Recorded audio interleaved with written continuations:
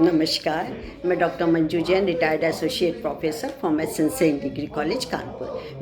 पिछले कई महीनों से प्रेरणादायक कहानी नामक शीर्षक के अंतर्गत कुछ रोचक, कुछ प्रेरक, कुछ इंस्पायर करने वाली कहानियों को आप तक पहुंचाती हूं, जिसका मकसद सिर्फ और सिर्फ ये होता है कि हम सभी को अपने आचरण की शुद्धता, पवित्रता, सच्चरिता बनाए रखने के लिए हमेशा सकारात्मक रुचि या सकारात्मक विचारों को अपने पास आसपास रखना चाहिए। और नकारात्मक जो विचार आते हैं या कभी भी ऐसी प्रतिकूल दशाएं आ जाती हैं, हमारे सामने विकट समस्या आ जाती है या थोड़ी मोड़ी समस्या आ जाती है, तो हमको उसका डटकर मुकाबला ही करना है।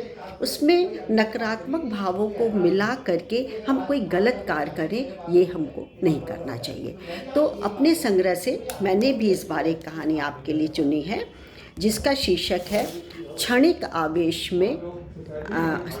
आवेश को नियंत्रण में रखा जाए। चलिए सुनाती हूँ क्या है। कहानी बड़ी नन्ही सी है, आप कहेंगे आज इतनी छोटी सुना दी मुझे, लेकिन शीर्षक बड़ा भीम का है ना। क्या? क्षणिक आवेश को नियंत्रण में रखना। और नन्ही सी कहानी शुरू करते हैं।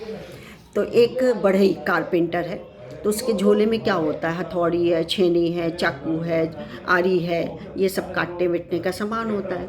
अब उसका बोरा रखा हुआ था वहाँ पे, तो बोरे में कहीं से रेंगता हुआ एक सांप आ गया, उसमें घुस गया। अब जैसे घुसा तो जो आरी रखी हुई थी, पैनी पैनी आरी रखी हुई थी, उससे उसके शरीर को नुकसान हो गया, चोट पहुंच गई, खून बहने लगा और दर्द होने लगा। दर्द से अब करे तो क्या करे, उसको कहीं निकलने का रास्ता भी नहीं मिल रहा था। और दुखी होकर के उसने क्या किया कि दोनों दांतों जबड़ों के बीच में उस आरी को गुस्से में उसने पकड़ लिया और दबाता रहा। लेकिन लो भैया, अब क्या हुआ? उसी को नुकसान पहुंचाना और किसी को तो नुकसान पहुंचा नहीं। तो वो भी कट गया, उसका जबड़ा भी कट गया।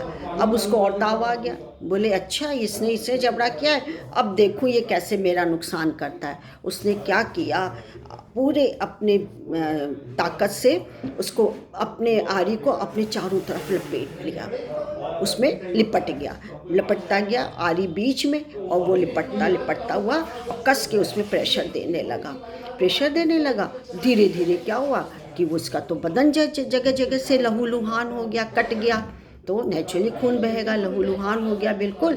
और तड़पता वहीं उसने दम तोड़ दिया। खत्म हो गई कहानी। अच्छा नहीं लगा ना?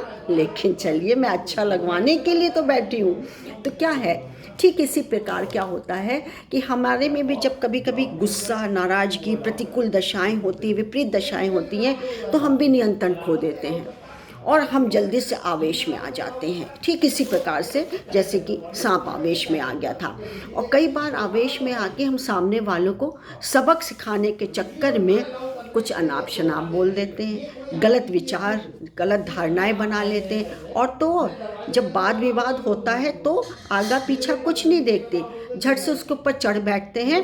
पहले तो कहा सुनी वाद विवाद होता है, झगड़ा होता है, उसके बाद गाली गलौच होती और यहाँ तक कि मारपीट हो जाती है। और मारपीट से भी दोनों को, पार्टी को या खुद को संतुष्टि नहीं होती, तो चाकू छुरी भी निकाल लेते हैं, जैसे कि सांप ने आरी के ऊपर अपने बदन को लपेटता गया।